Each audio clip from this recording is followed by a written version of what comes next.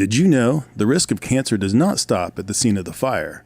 Firefighters are constantly exposed to diesel exhaust fumes and other airborne toxins that get trapped inside the station, leading to cancer.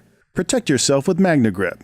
Through the combination of MagneGrip exhaust removal systems and AirHawk air purification systems, only MagneGrip eliminates 100% of all cancer-causing toxins within the station. Learn more at magnegrip.com. In the world of firefighting and public safety, reliability is key. That's why for over 2 decades, first responders nationwide have trusted the Fire Store as their go-to source for essential equipment, apparel, and accessories. From top-of-the-line firefighting gear like helmets, boots, and thermal imaging cameras, the Fire Store has it all, tailored to the specific needs of our heroes on the front lines. But they don't stop there. Their extensive selection also includes EMS supplies, safety apparel like flame-resistant clothing and high-visibility gear, as well as a wide array of tools, from hand tools to vehicle extrication tools, supporting public safety professionals in their duties. Partnered with industry leaders, the Fire Store's commitment to quality and excellence is unmatched, because when it comes to protecting communities, there's no room for compromise. Join the thousands of first responders who rely on the Fire Store. Visit thefirestore.com online or in-store today. The Fire Store, your reliable partner for fire and public safety equipment.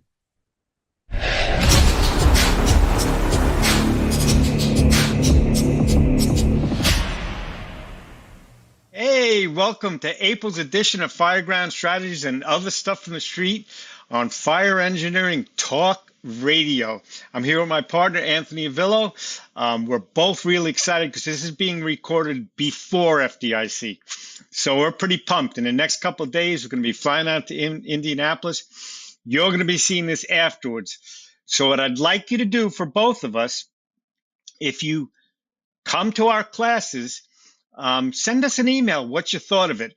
Not just the evaluations you fill out at FDIC, but send us an email. What did you think? What did you like? What didn't you like? So we can always improve our classes for the future. I know Chief Avillo and myself are always changing our classes, making them better, trying to get a wider audience and try to hit the things that we may miss. You know, new firefighters might think we're operating above their heads, but then we might have chiefs who are saying like, well, this is all basic stuff, you know, so tell us what you think. Send us an email, drop us a note on our Facebook page, however you want to contact, you're more than welcome. I know I give out business cards in my classes, and it's not to get hired to do a class for you. It's actually to look for feedback. Chief Avillo, you think that's a good idea?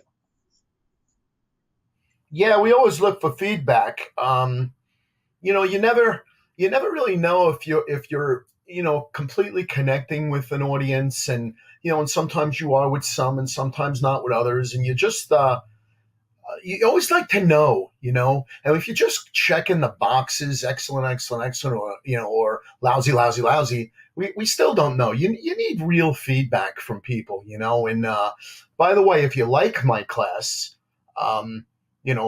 I always say, please let me know you liked it and give some feedback. If you don't like it, my last name is spelled Viscuoso. He does that in every class that he has. He does it with my last name. It's spelled Avillo if you don't like the class. Well, both of you have the vowels on the wrong end of your name. They're always supposed to go at the beginning, not at the end of the name. You're right. O'Malley, yeah, there Duffy. You go. What happened to your We dropped it in the ocean on the way over. Oh, wow. Yep. Okay. Yep. Yeah, my family's from the north. They were in a Catholic ghetto up there. They were right on the border. The English people call it Londonderry. We call it Derry. The North Country. Well, it's not really the North Country. It's actually part of England. But we won't go there. Up the Republic. Okay. So anyway, I'd like to talk about something that you and I have discussed many, many times before, and it's kind of disheartening. I'm retired and I still go to classes. There's always something to learn. And what I've learned as I've traveled, and you and I have discussed this, that a lot of times a chief of a department will hire me or several instructors to come and speak to their officers or to their membership. But the chiefs generally just come out, introduce us, and they go back to their office. I know they have important stuff to do. The chief's job is multifaceted. You know, they got to be the CEO, the CFO, the politician, and all of that. But if you're bringing someone in to discuss strategy and tactics and leadership to their firefighters and fire officers, you might want to know what they're learning. You may not agree with it. Or if they start doing things that are different than you expect them to do, it's not good for the department. It's not good for the organization. And I feel the chiefs can also always learn. They can learn from the newest firefighter as well as they can learn from an instructor or a lieutenant or a captain on their rigs. Your thoughts on this? Yeah, I completely agree. You know, and the other thing I try to do, it doesn't always come out that way, is I try to speak to the chief about, you know, really what does he want? What is he looking for? You know, what does he not want? You know, it's cool because I I did a bunch of classes up in Montclair and in Bloomfield, and in those classes, Chief Herman from Montclair and Chief Venezia from Bloomfield, they sat in on the classes, you know, and you don't always see that, you know, and what happens is a lot of times, especially in the leadership classes where you talk about like the department as a whole, you wind up, you get guys that, you know, you get the gripes and everything like that. And, you know, I tell them, look, I'm not here to, you know, fix your department. It's your responsibility. You fix your department. But, you know, I always said there has to be a mechanism in place where you can go to the chief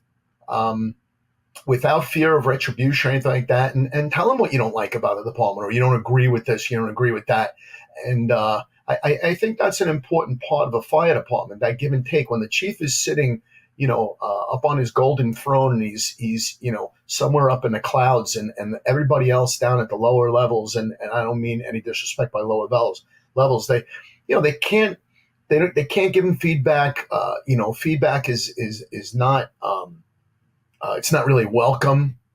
They're sort of missing the boat, you know. I think one of the things I always say, and I don't even remember where I got this from, the ones who need to hear the sermon the most are usually never in the church, you know. Like I've done classes for the Division of Fire Safety. I've done classes, you know, all over the country. But especially the classes when you go to the Division of Fire Safety and you go to that are open to like the whole state, you very rarely see chiefs in there. You know, you just don't. You know, even at the conferences we go to, you know, that are open to, you know, other places, you know, you don't see a lot of chiefs in there. You know, even whether it's a battalion chief, a deputy, or a chief of department, you don't always see them there. And I think that's missing the boat. You know, I think it's wrong. I think once you become a chief, you need to be even more sharp with the information that's new, that's being repurposed, if you will. I think you need to do those things in order to stay fresh as a chief. You know? Yeah, you know what? I 100% agree with you, but I'm going to tell you something about the flip side. And I've told you about this conference before, too. I went to the Ohio Fire Chiefs Conference, the Ohio Fire Chiefs Association Conference in Columbus last year. And what I find was very unusual about it, different than, say, the New York State Fire Chiefs Association, which we've both spoken at. There aren't a lot of chiefs there. There are a lot of chiefs there, but they're going to most of the classes about how to deal with legislature and politics and things like that, which is okay. That's all really important. Liability. Oh, my God, yes. But when I went to the Ohio, almost all the students, there was almost nobody below the level of battalion chief there. And there were a couple thousand people there. And it was absolutely amazing. They were all chiefs, and they were all in the classes, and they were all interested, asking questions. It was very unusual, and I loved it. And in some cases, I was speaking to people, chiefs of big departments and had great conversations. And then within that group are people from 20-man departments and things like that. So it was just such a great mix and well attended by chiefs. And that's kind of what started me thinking about that, because I find it unusual, but their passion and their motivation, that they were going there not just to socialize with other chiefs, they were going there to learn, to go to classes. And it was very exciting for me to be presenting in that environment. And it's good for their departments. It's good for their state. And I think it's very important. Now, I am not blaming chiefs. Every chief should attend classes, but sometimes it's impossible. You know, I get it. Politics get in the way. But what's also good about not just learning, if you're in that class, the members know you care. You're buying into it. You're sitting with them, getting educated. And then they learn and hopefully believe in their hearts that education is important. Training is important. Many departments, especially the bigger ones, the companies are training every day. But how often are the chiefs going to these trainings to see what they're doing, to see what they're learning? I know for a while, when I moved up to battalion chief, they changed a lot of the extrication equipment, rescue jacks. The rigging has changed. If you don't go to that training as a battalion chief, when they're rescuing somebody over a cliff off the highway and they're using equipment you never saw before, how can you be the IC at those incidents? Right. Yeah, it's hard. It's tough. You know, you have to trust your people, but it's almost like where your safety officer, when he's a tech safety officer, he also has to be trained at the same level as the tech guys, you know, and while that's good, and I always was, because when I was a captain in a battalion, I got involved in all that.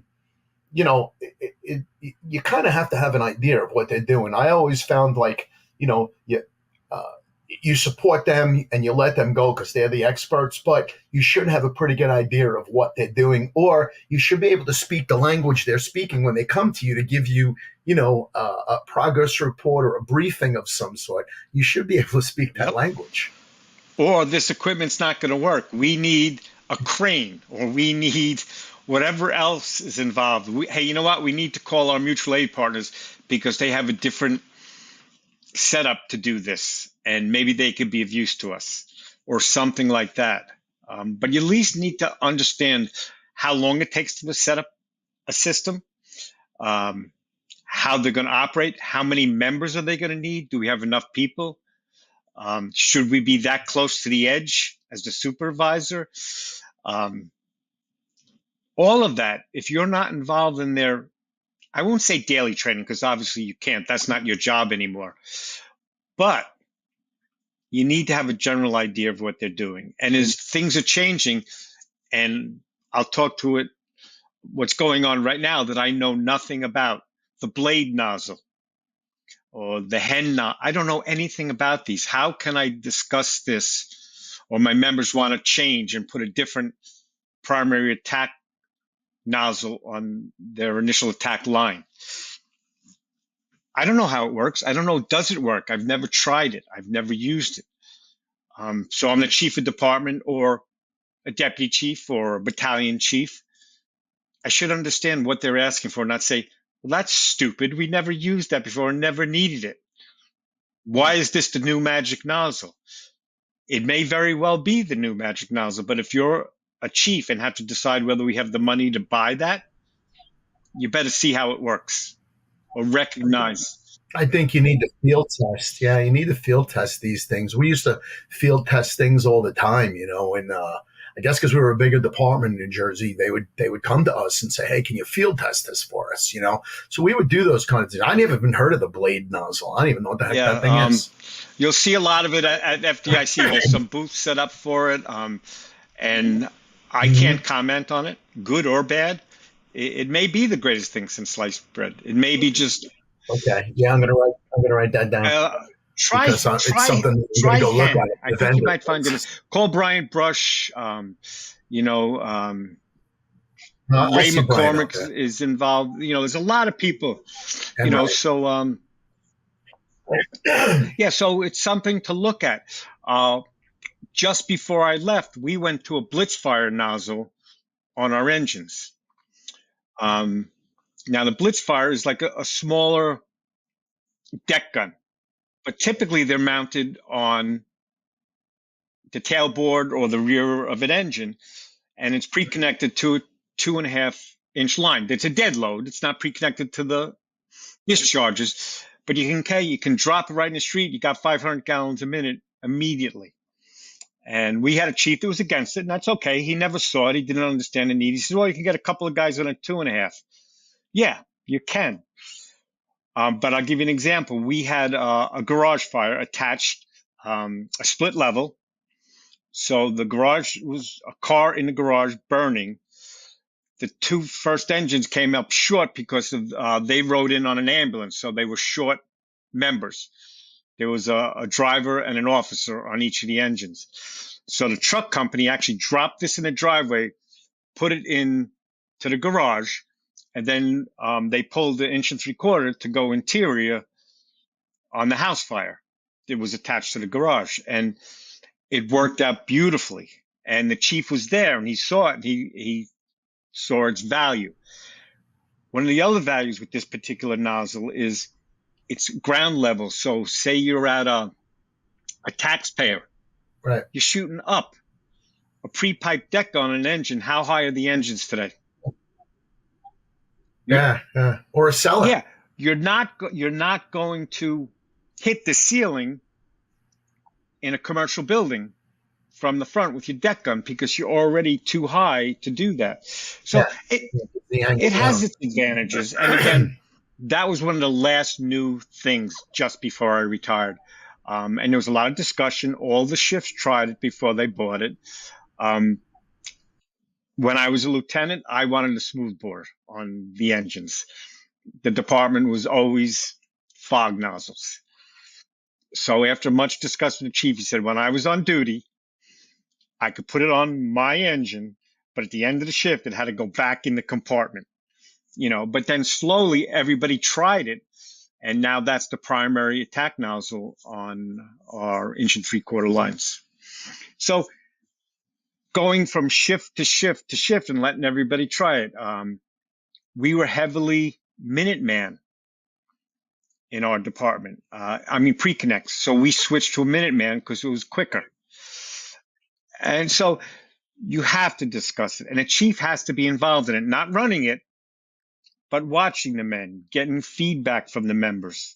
I said men. When I say men, I mean firefighters. I'm not being sexist. It's just I've always said the men. I am old, getting older, you know, but doing my best. Yeah, we No, go ahead.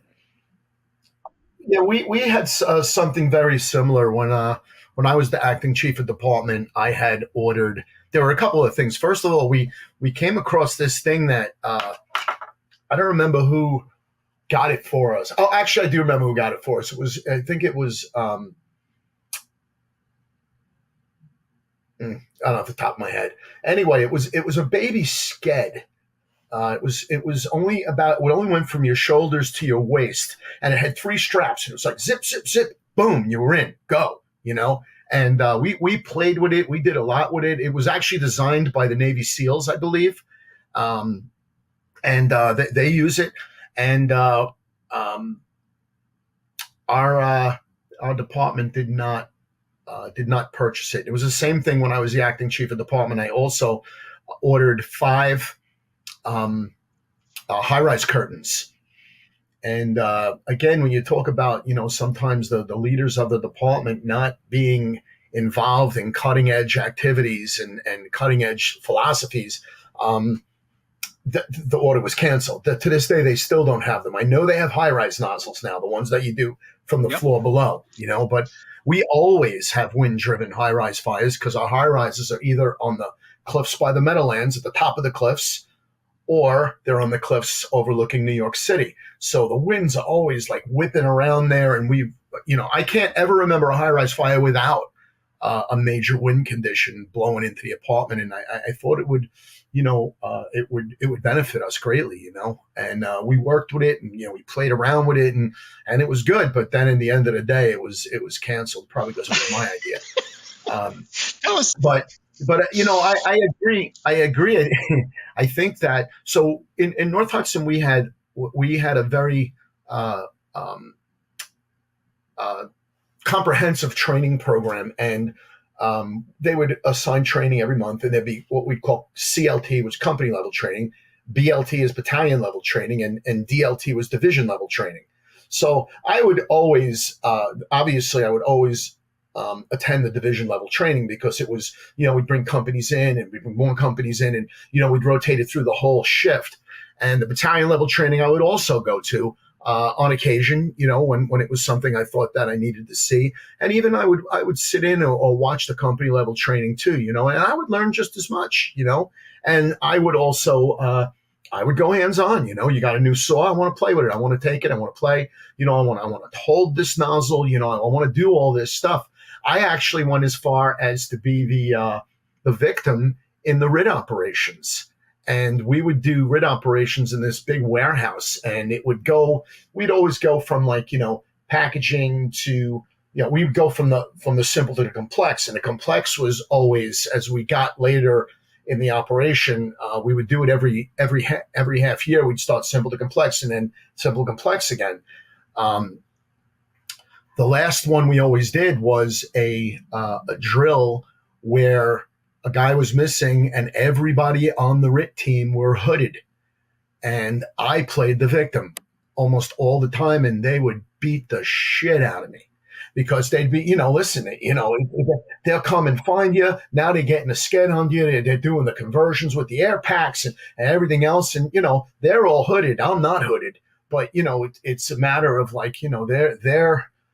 they're doing what they would do. But I wanted to see what they were doing, and I wanted to experience what they were doing, after, bumps and bruises of being flipped over in the sked and everything else, I think that's very worthwhile, eye-opening, and where a chief officer can get involved, in what's happening with his companies. If you're just sitting in your office while your companies are doing their training out there, you're, as you said, Duff, you're not going to know what they're doing. You're not going to know what the new stuff is, and it's going to hurt your effectiveness as an Yeah, IC. and also, one of the other things that doing what you just talked about, I did this on a pretty regular basis. I would either work as a company officer and let the company officer work as the IC, or sometimes I would even work as the firefighter and do what I was told by a firefighter who was acting as a company officer, while you took the real company officer and made him the incident commander. What that did for me, I got to see the quality of my officers, both if they ever had to work up, but also as a firefighter, if I'm playing the firefighter, how effective is this officer at giving orders or assignments to me? Say I'm the nozzle man, and he doesn't tell me, although the nozzle man should know what he's doing, or you're running a truck company to do a search, and he doesn't tell me what to do, or doesn't do what I would have expected if I was command. And when we're in there practicing or training, he's not doing what I was thinking he was doing. He's doing something, but once they're behind closed doors and you're standing in the street, radio reports are one thing, but what they're actually physically doing is not what you're imagining is happening inside the building. So you get to learn who your people are, who's aggressive, assertive, who's timid, who is smart and knows what's going on and making good decisions quickly and moving his crews effectively and quickly to get the job done. Sometimes just being that spectator humping hose, you can see that.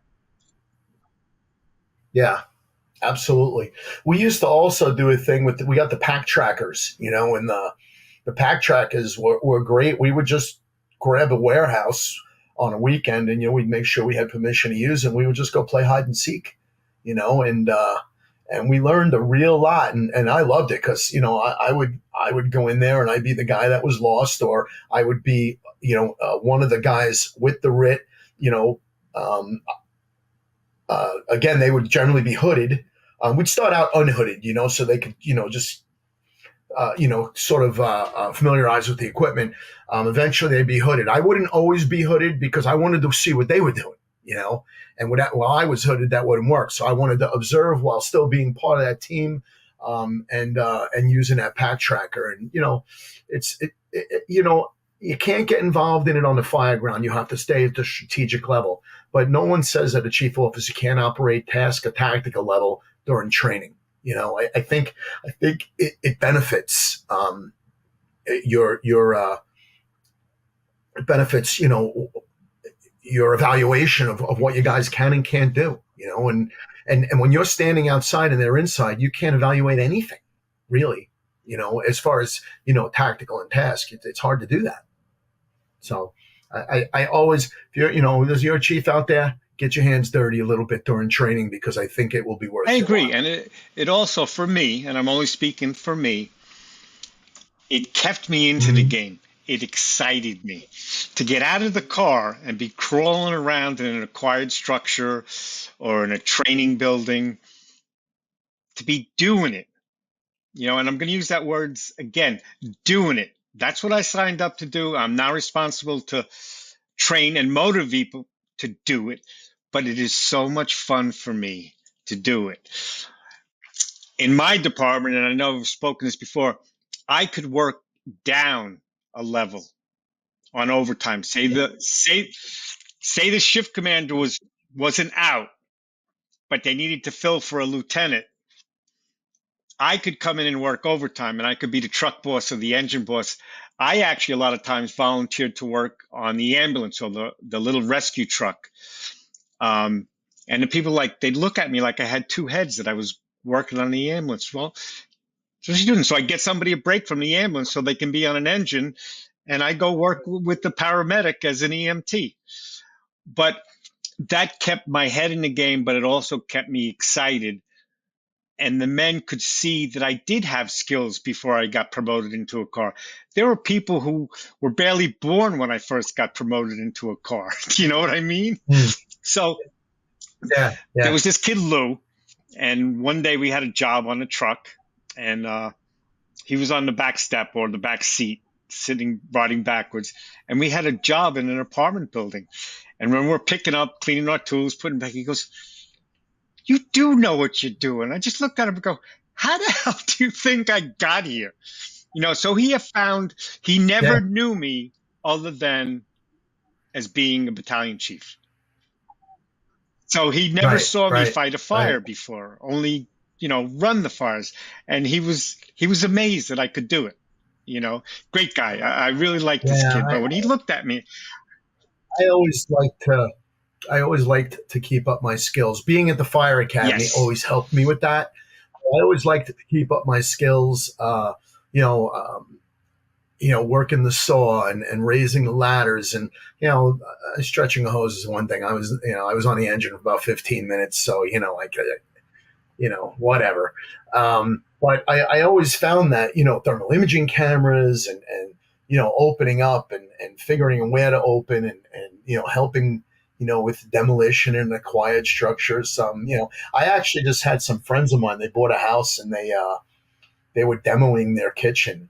And I said, who do you have demoing the kitchen? They said, "Oh, we don't know yet." I said, "Just let me know what day you're doing it." I went and I borrowed an axe, a Halligan, and a pike pole from one of the firehouses over here. And I went in there and I had the thing demoed in about an hour and a half. I had the whole kitchen ripped out. It was so much fun. I was so sore. I was all cut up. Wear your PPE. Yeah, it was. Wear your PPE. What's that? I know. Well, I had gloves on. That I did have on, but my arms were cut out, but it was fun. It was so much fun to touch that stuff, not a real situation, but in a situational type of thing where, you're using a Halligan and you're figuring out how to best move, get stuff out of the way. It was just a lot of fun, and then that's one of the things that I miss about the job is actually touching the equipment, and having that fun. I'm going to tell you a similar story to that. My brother-in-law, Matt, he works 225 107 in Brooklyn. And during Hurricane Sandy, he lived in Island Park. The house was destroyed. I mean, totally destroyed. Water was up to the top of the windows on the first floor. It was a mess. So his brother-in-law is a contractor, so he came down, and Matt made arrangements for guys to come from his firehouse. And they brought Halligans, and they brought, and his brother-in-law, that's the contractor, he goes, "What the hell is this? Where did you guys get this?" The guy does construction, never saw a Halligan bar. He was absolutely amazed at the tool. And it's just a funny story that you talked about the same thing that, Yeah, same thing with where I was. These guys never saw a Halligan before. And they were like, "Oh my God." Because one of the guys was helping me. He's going, "I can't believe all the things you can do with that thing." I'm like, "Well, if you can't get it this way, you flip it around this way, or you move it over in this direction. It's all about leverage." It was pretty cool. And I showed him how to use an axe, or the back of the axe, to break things rather than the front of the axe, which is what everybody would think of using if you're not on a fire department. Use the front of the axe, the blade part. No, you don't use the blade part. Use the back of the axe. It's about breaking especially shit. If you're on a roof that is done with 1x6 slats, before they came up with plywood. If you got a plywood roof, that they would just turn to splinters using the back of the axe. Yeah, it's good though. Yeah, it's all good. It's all good. But I think that's important for chief officers to understand that just because you got these things on your collar doesn't mean you're not still a firefighter. And you have to understand, the what your guys are doing, especially when there are new things that are coming out. Especially and it's not even new anymore. All the NIST findings and things like that, they're not even new anymore. But there are people that will not use a transitional attack. There are people that will break windows indiscriminately, or not even listen to you when you say you need to close that door. They just don't listen because they're old. They're old. Don't tell me. James Briarwood, the chief of the London Fire Brigade in 1866, said the door should remain shut while water is being brought to the fire floor. Otherwise, the fire will grow in direct proportion. I don't know the whole quote, but James Briarwood in 1866. Bill Clark in his book, Principles and Practices, 1972, it was published. Same thing. When should ventilation start? Ordinarily when water is up to the nozzle. So none of this is new on the ventilation side.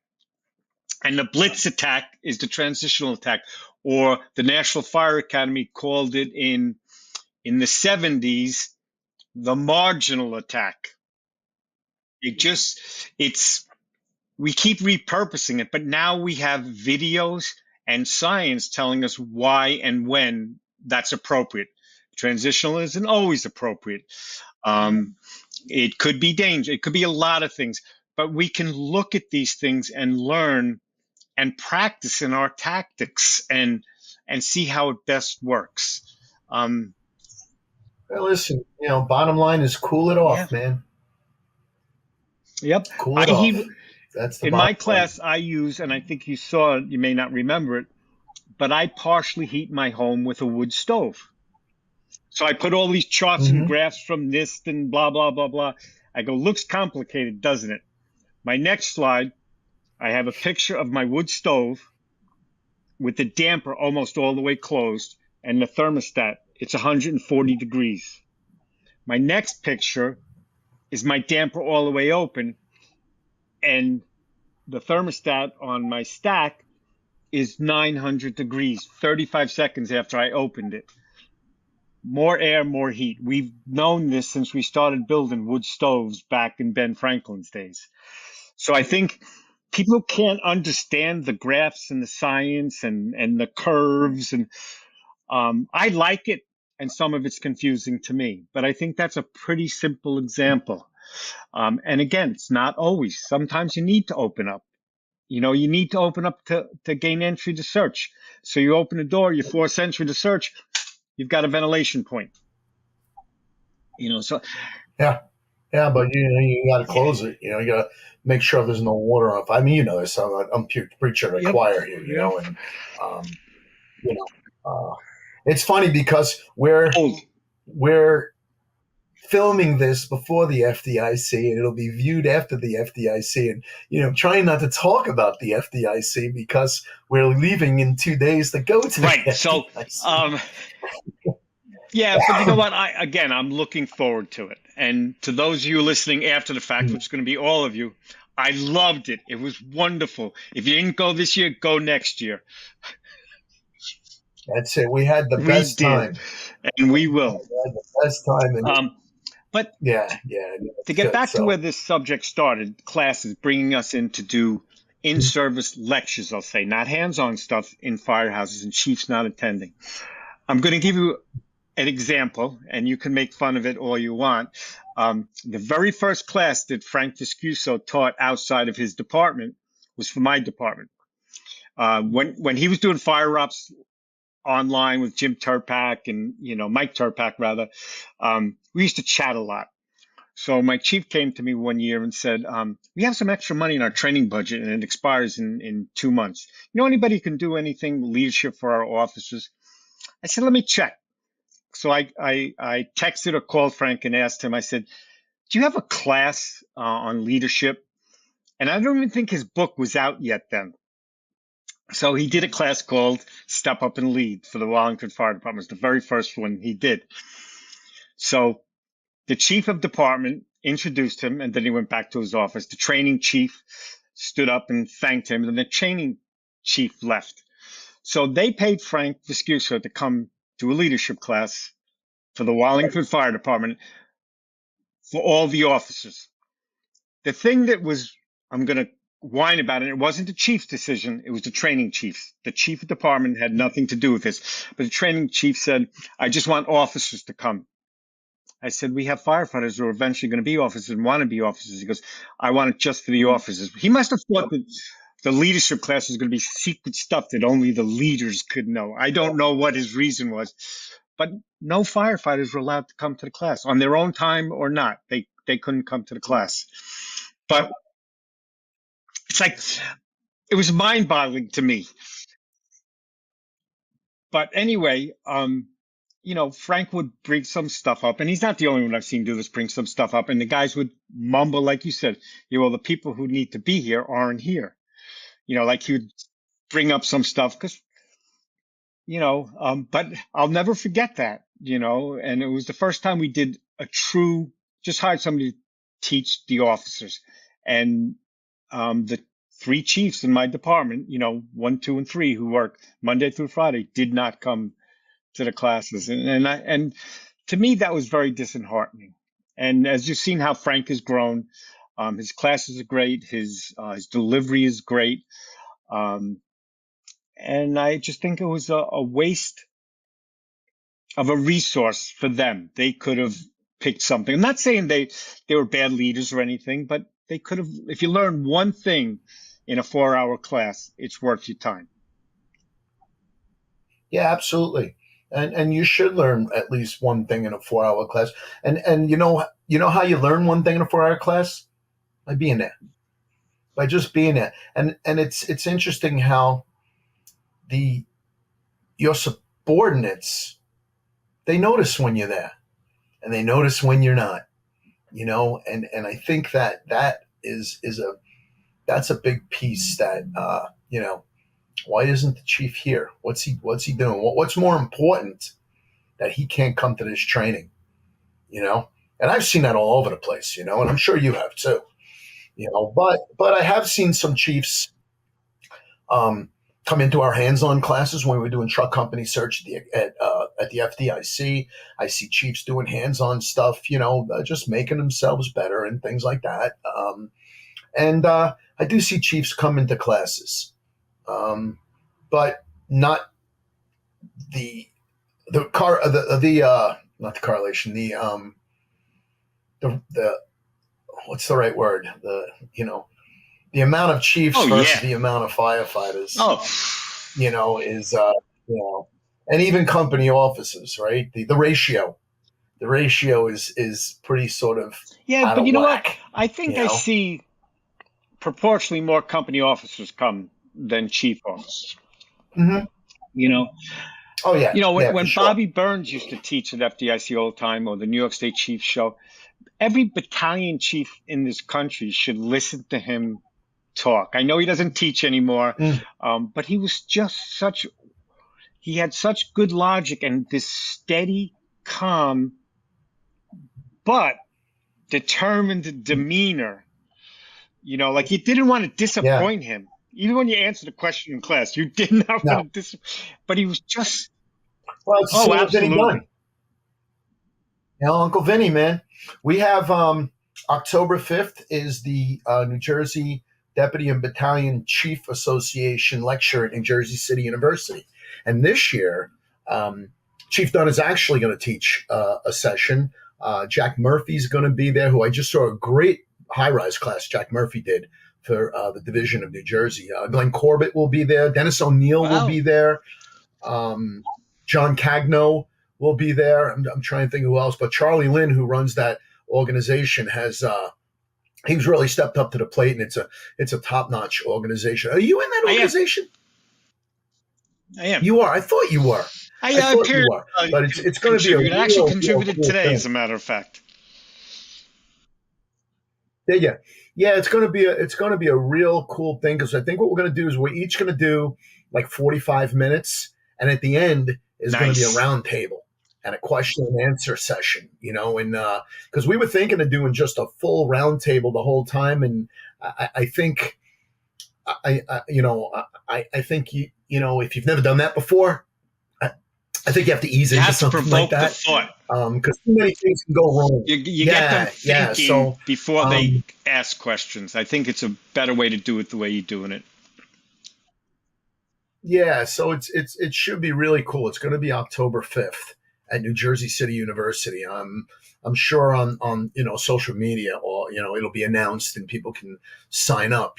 But I think it's going to be really cool, and we do get a good amount of chief officers that come to that. Vinny Dunn and Glenn Corbett and Dennis O'Neill. They're some major draws.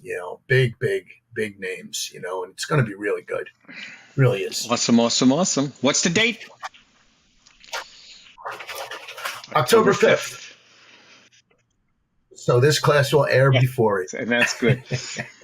That's good. I do want to bring up an observation, and this is not to be critical of career fire chiefs. I find, as I travel, both teaching for individual fire departments and teaching at conferences, the volunteer chiefs tend to come to more classes than the career chiefs. That being said, in a lot of places, they rotate through chiefs so fast in volunteer organizations that they're mostly relatively new chiefs. For example, in a lot of places in New York, a chief's term is 2 years.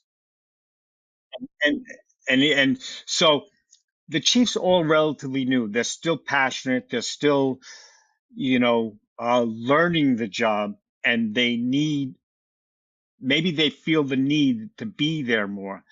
A lot of the career chiefs have been either a number 2 chief and assistant chief for many, many years, and the chief of department for many, many years. And with that comes some of the, I know everything, I've seen everything. Oh my God, things are changing so fast right now. I remember when thermal imaging cameras first came on board. You're talking about pack trackers, positive pressure SCBA, all the things that some of these chiefs never had when they became chief. And the extrication, I'm going to say that again. The stuff carried on rescues and trucks today, the automatic systems, the descending devices, the ascending, I could go on and on and on about this. but I'm gone 5 years now. I guarantee if I open cabinets on a rescue or a ladder truck that carries rescue equipment, it's like, holy shit, airbags. I mean, airbags, I remember when they first came on board. I was at an accident once. I called tow trucks because I wasn't sure that the airbags were going to lift the garbage truck that was on top of another car. You know, they came, they got there, and I was even thinking about calling a crane because these people were dying in the car. But the airbags did their job. You know, cribbing, airbags, cribbing, airbags, cribbing. It did their job. But it was the first time we ever used them on something that heavy. So as the leader, I was not confident with. The ladder boss was like, yeah, we got this. And I'm like, yeah, well, I'm calling reinforcements, you know, because I wasn't confident. But, you know, in a lot of times a volunteer chief 2 years later will be back to being a firefighter. You know, got to keep his skills sharp, you know. But I've seen, too, in a lot of places around here where the chiefs stay more than 2 years because nobody else wants the job, you know, so they just wind up staying there. There's a department up in North Jersey, River Edge, great department, extremely progressive, great chief. And I've been up there a couple of times teaching, and they're really, really progressive, and they really, you know, that chief is involved in everything, and he makes his chiefs get involved in everything, you know, and he's been the chief for quite a while, you know, and it's a real good department, and it's refreshing to see, you know, it really is. And when they do the classes, he invites the mutual aid departments, and those chiefs come, you know, so it's good. And you know what I find too, in a volunteer department, a lot of times you get the guys that they're ex-chiefs. They don't go in the buildings anymore. Like they're sort of out the pasture a little bit, so to speak, but they still come to the classes. They still come all the time. You know, when I was up in River Edge, there had to be at least a dozen guys that were, you know, older than you. No, I'm just kidding. That were, you know, in there probably, you know, mid 70s and late 70s and early 80s that, you know, they just want to be there, you know. They still have the passion for it, even though, you know, they really can't, you know, they really can't do anything anymore. But I always tell them, let these guys be like, you know, your accountability officer. Let them be a command advisor, you know, especially for a new chief. You got a guy there that's, you know, he understands, you know, what it is to be a chief, even though he's not a chief anymore. He can whisper in your ear a little bit and say, hey, don't forget about this. Don't forget about that. I think it's such a good idea. I just taught in the community I live in a couple of weeks ago. They asked me to do my house fire program, and it was my test run for this version of it that I did at FDIC. But I went there. It was a full room, and I'm going to tell you, 15% or more were these guys you were just talking about. Guys in their 80s, late 70s. What they do, though, here, and I think it's a little scary myself, they're fire police. They direct traffic, and that scares me, you know. But they have a purpose. You know what? They were volunteers for many, many years. They may have been ex-chiefs, ex-captains, or whatever it may be, and they put their life and soul into it. Now they really shouldn't be lifting up a hose in the street, much less going into a burning building. But they still want to be a part of it, and they don't want to be just social members where you can go to meetings and parties. They want to contribute. So they work on the truck committee, you know, when you're buying a new truck, or they do inventory and equipment, or be fire police. And I think fire police is not a bad idea if they're wearing retroreflective vests and flashlights, and they've been trained how to do it. Because the driving public today, they are rude, angry, not paying attention, and the poor 75-year-old guy with a flashlight in the street gets run over and gets killed. It just doesn't make sense. Yeah. Right. Well, they also can do other things. They can fill bottles. But they're heavy. I've seen them doing that. They fill bottles, and well, usually what they have is that, so you got junior firefighters and Yep. you got these older dudes, right? So you got the junior firefighters that run the bottles back and forth, and the old guys are filling them up in a cascade system, give them back to the junior guys. The junior guys bring them back to the Yep. working guys. It's when you got a healthy fire department that's got all those levels of experience, or juniors and guys that are working, and these senior guys that uh, that have been there forever. I think you wind up with the best of all worlds. There's a lot of example setting. There's a lot of enthusiasm, and some of these guys, again, they've been there for so long, but they're still enthusiastic. And I'm going to say, and we saw that at the FDIC this year, because there are people there that have been going there forever. Yes, you are correct. One more quick story about a class I taught in a volunteer organization, and I don't want you laughing at me because, as you know, I was a volunteer in Mineola, Long Island, many, many years ago.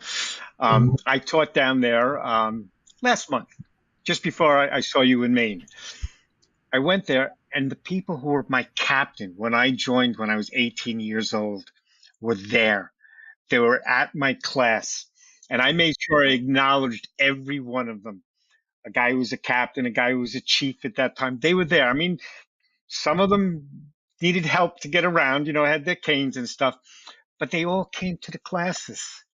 It was a full room, but a good percentage of these all, and I talked to all of them, and I thanked them, because I'm here talking to you today because those people inspired me in 1974 and 75, and because they cared. Training was not what it was today. Basically, they gave me a pair of boots, they gave me a turnout coat, a helmet, and fireball gloves, if you remember the fireball gloves. Fireballs. And they said, well, class will be in 6 months. Until then, follow the senior guys around and it'll tell you what to do. I was like, holy shit. But these guys taught me. They taught me how to work in low visibility. They taught, even though it wasn't as sophisticated as today, they put me in a basement and put tables and chairs and made me follow a hose around. But I remember the first fire I went to, guy Louis Santos, both of his sons are lieutenants in FDNY, but we had a fire, second story commercial structure, residential of a commercial.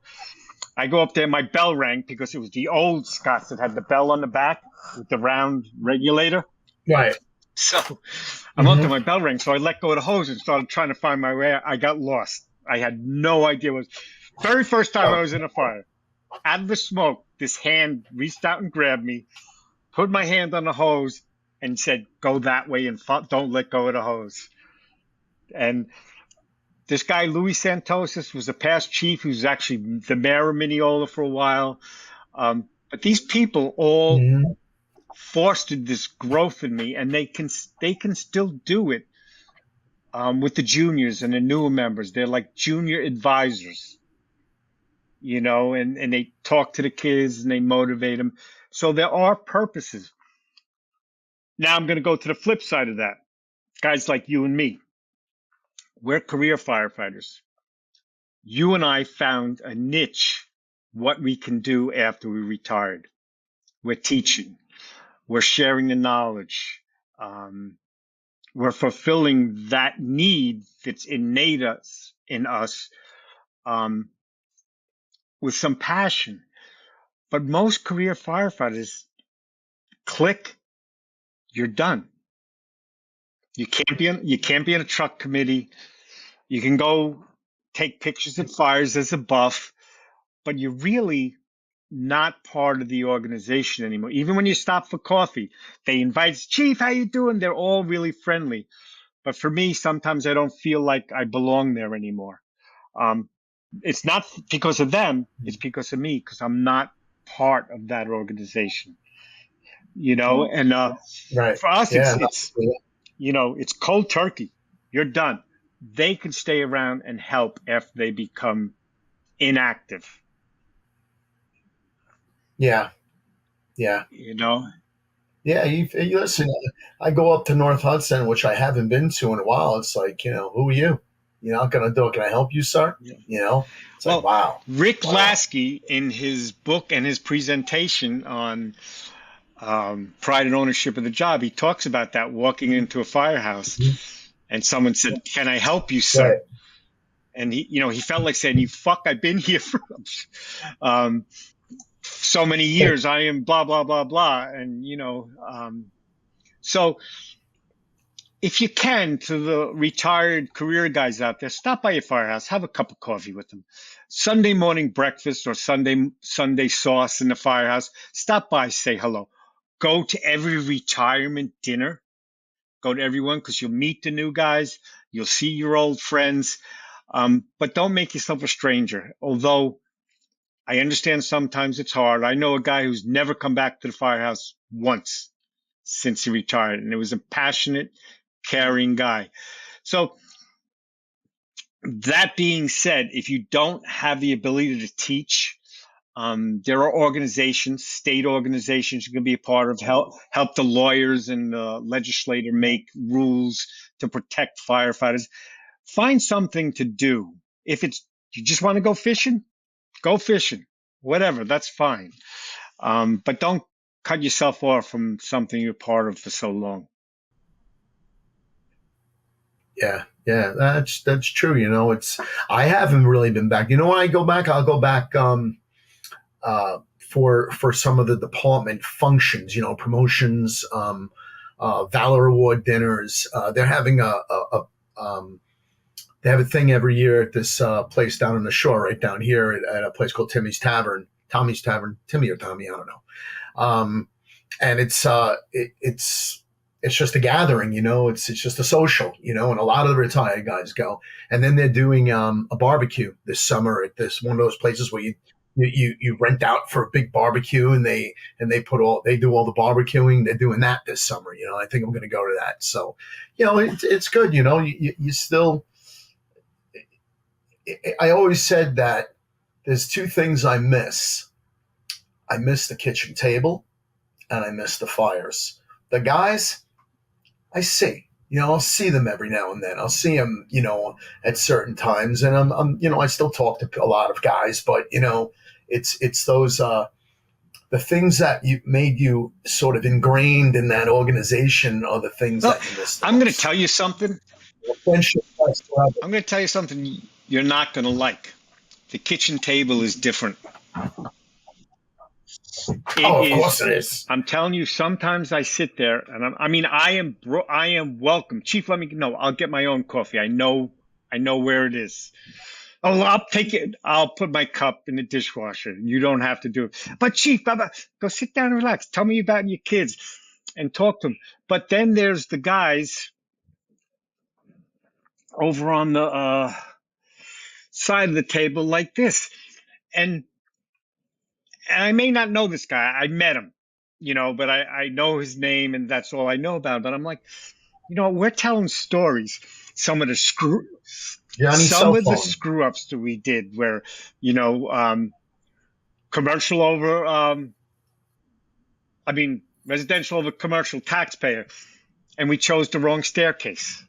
We talk about what a bad call that was and how far that set us back, and things like that. Or the time when I was on the ambulance and I left the stretcher at the hospital and coming back, we got a call and I opened the doors and there's no stretcher in the back of the ambulance. It's like all those stories. The time when firefighter so-and-so, the mic was keyed and he goes, that captain, blah, blah, blah, what an asshole he is. And it's coming over all the speakers in all the firehouses. We're telling those stories and, and they're not taking part in it. And it's kind of discouraging to me because, oh my God, we did so many we did a lot of good things too. We saved people, blah, blah, blah, blah. But, oh my God. Sometimes I wonder how we ever Yeah, get the job done. Charging the hose bed. yeah, yeah. Well, and also the Oh yeah. pranks that you can't get Oh away with no. anymore. No, no, no, no, no, no. Oh my God, no. I mean, Listen, all good stuff. All good stuff. But you know, let's summarize because Mark has work to do and we got to get going too. Yeah. My thoughts on this whole thing: you're never too senior, too high in rank, or too old in age to stop training. If you want to run a department, you better know what's going on in the department. You better know what's coming down in the future. Pack trackers. Every air pack is going to have this soon. There's going to be 3D, location of firefighters eventually in the future. Drones are going to be a big part of the command post in the future. The chief needs to be aware of what's coming down the road. So when your firefighter or a captain or a lieutenant comes up to you and says, have you looked into this? But most importantly, the chief has to continue to train to show the members how important training is. If you're not there, they're believing that the chief does not believe this training is nothing but a bunch of bullshit. But because we have to check the boxes on our OSHA training logs, we're doing it. And that's the only reason we're doing it. Training has to be real, relevant, and it has to be important in what we're doing today. And that's what I think about chiefs training.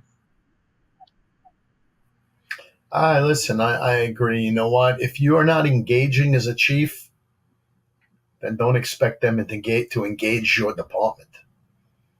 You got to engage. You have to be part. You have to be part of the department, just not the top of the department. You got to be part of what's going on. And as Duffy just said, part of that is training, going to classes, finding out, what's going to make your department better. So that, that you can help make it better. Yep. I'm going to add one more thing. If you're a department that counts and runs with mutual aid, make sure you train with your mutual aid partners. Make sure you bring in the chiefs from other departments and tell them what you expect and ask them what they expect of you. Because you can't wait for the day of the fire to figure out how to work together. Going way back when I first started, our threads did not match the next town's post threads. We had to carry couplings or adapters. They were called. Adapters. Yeah, us too. Jersey City, Hoboken, New York City doesn't fit our stuff. We have National Standard Thread. They all have New York City Corporation. So yeah, it don't fit. So you got to know those things and you got to engage. And you're right. Listen, don't train in a bubble, because you have to make sure you're training with the people who are going to be operating inside your bubble during incidents. We can't, emphasize that enough. If the only time you see these people is on the fireground, expect to fail. Yep. And don't be an inbred. Don't just train within your own department.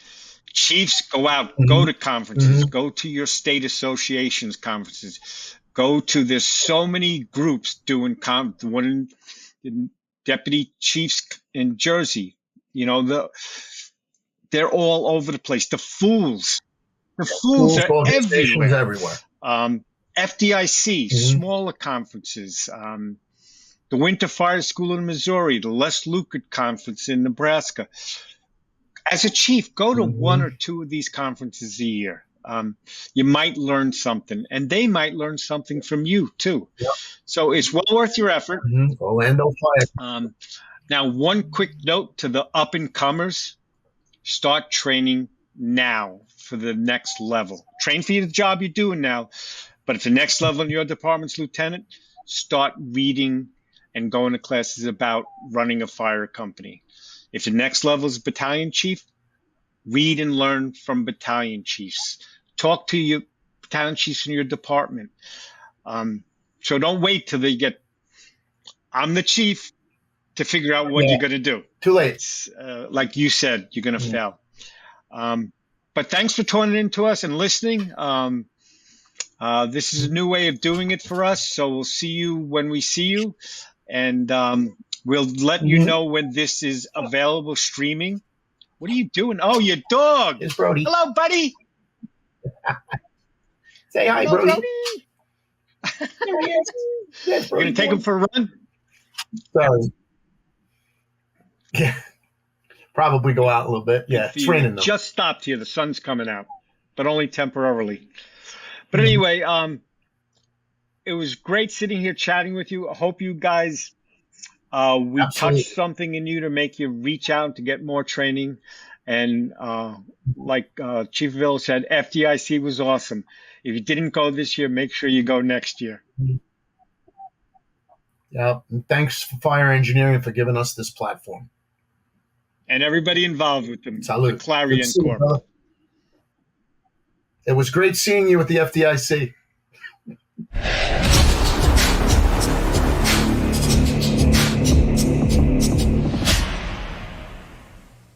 Did you know the risk of cancer does not stop at the scene of the fire?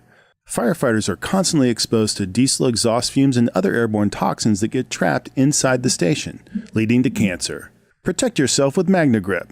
Through the combination of MagneGrip exhaust removal systems and AirHawk air purification systems, only MagneGrip eliminates 100% of all cancer-causing toxins within the station. Learn more at magnegrip.com. In the world of firefighting and public safety, reliability is key.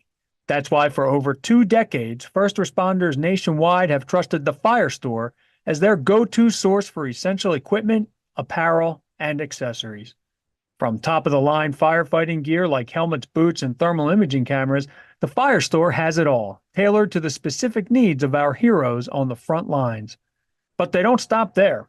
Their extensive selection also includes EMS supplies, safety apparel like flame-resistant clothing and high-visibility gear, as well as a wide array of tools, from hand tools to vehicle extrication tools, supporting public safety professionals in their duties.